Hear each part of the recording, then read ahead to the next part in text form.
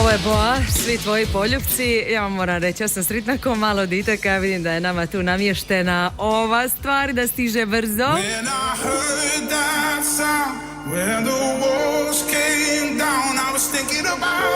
Samo će vas još malo pržiti dok dođe Rag & Bone Man i Skin, ali i do tada vam neće biti dosta da imam nešto zanimljivo. Rijetki su oni koji danas ne vise na fejsu, koji umjesto SMS-a često šalju poruke Messengerom. Oni koji su se i odupirali, vidjeli su da je 224, da je puno jeftinije dozvoliti da te vrijeme pregazi. Malo iritantno s onim zvukovima i troši puno bateriju, ali tome se i doskočilo.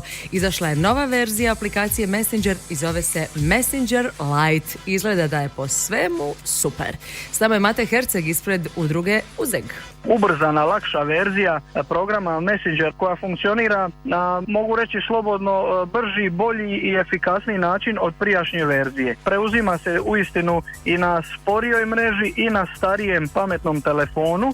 Možete slati tekst, fotografije, može raditi i na lošijem signalu same mobilne mreže i na sporijim procesorima u pametnim telefonima, tako da jednostavno uistinu su napravili tu po meni jednu dosta dobru stvar. Ja sam načula da štedi bateriju, je li to istina? Troši samu radnu memoriju manje, automatski time mobitel se i sporije grije i automatski troši manju energiju, dakle štedi našu bateriju koja nam može čak i duplo više od stare verzije potrajati.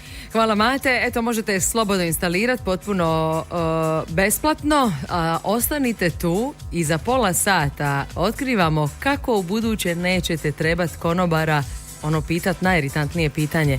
Evo prosti, koja ti je šifra Wi-Fi? Znači, to je prošlost u budućem.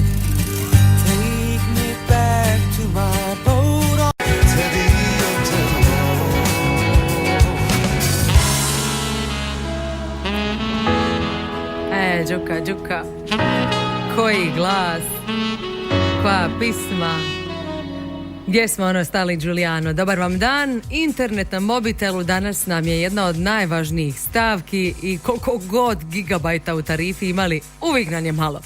A da skratite muke pitanja konobara koja je šifra za Wi-Fi kafića, Šveđani su izmislili aplikaciju Instant Bridge. Ima već 10 milijuna korisnika, a kako radi zna Mate Herceg. Instaliranjem aplikacije možemo u svakome javnom prostoru, kafiću, restoranu, knjižnici ili bilo gdje staviti besplatnu šifru od tog objekta. Tako da ako ste u blizini, dovoljno je na aplikaciji pronaći najbliži vaš objekat, čak vas i navodi navigacija do tog objekta, automatski klikom na mali jedan simbol kao oka vidite koja je šifra i znate da tu možete besplatno koristiti Wi-Fi. Aha, radi i na Androidu i na iOS-u i što najvažnije radi i kod nas, a ne samo tamo negdje po svijetu. Tako da slobodno bi ga preporučio našim slušateljima.